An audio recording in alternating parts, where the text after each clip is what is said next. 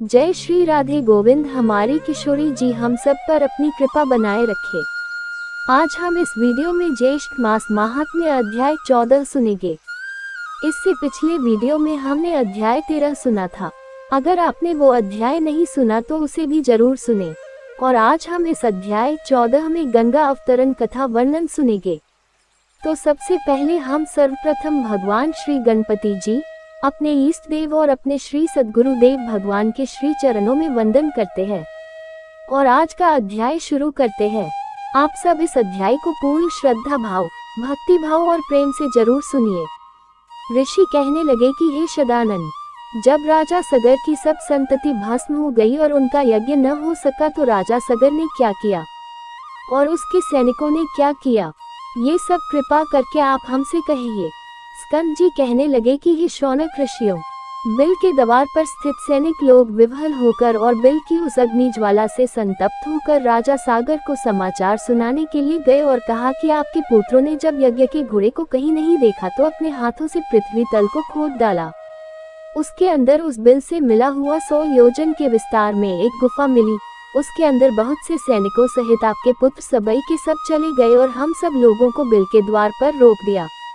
कितने ही दिनों जब तक वह बाहर नहीं आए और हमको बिल के द्वार पर खड़े रहने के कारण कुछ पता नहीं लगा कि वे अंदर क्या कर रहे हैं। इतने में ही पाताल के समान वह बिल अग्नि से पूर्ण हो गया और हम लोग अग्नि ज्वाला में व्याप्त हो गए। फिर हम लोग वापस आकर समाचार आपसे निवेदन किया, हे राजन, उनकी क्या गति हुई। मुगत हो जाने के कारण हम कुछ नहीं जान सके। उन सैनिकों के ऐसे वचन सुनकर पर्वत पर वज्र प्रहार के समान राजा सगर पृथ्वी पर गिर गए और मूर्छा खाकर मृतवत से लगने लगे। ये देखकर उनके आत्मज और सभी ऋत्विज लोग हाहाकार करने लगे। इसके पश्चात राजा सगर को उठाकर उनके मत कमल पर जल सिंचन करने लगे। राजा को मूर्छा से जागृत देखकर ऋत्विज लोग कहने लगे कि ये नृप शार्दूल, हे प्राणियों के रक्षक, शोक मत करो, क्योंकि पुरुष वीरशाली होते हैं। आप और हम सब उस बिल के द्वार पर चले गए और वे सब उस बिल के अंदर वाले जीव का बल और पराक्रम देखने के लिए यज्ञ के कार्य को समाप्त करके चल पड़े। कि हे उपस्थित वृंद, आप लोग सुनिए। हम सब राजा सगर के भाव को समझकर कहते हैं कि यह बड़ा भारी जो गड्ढा नजर आ रहा है सब समुद्र हो जाएगा।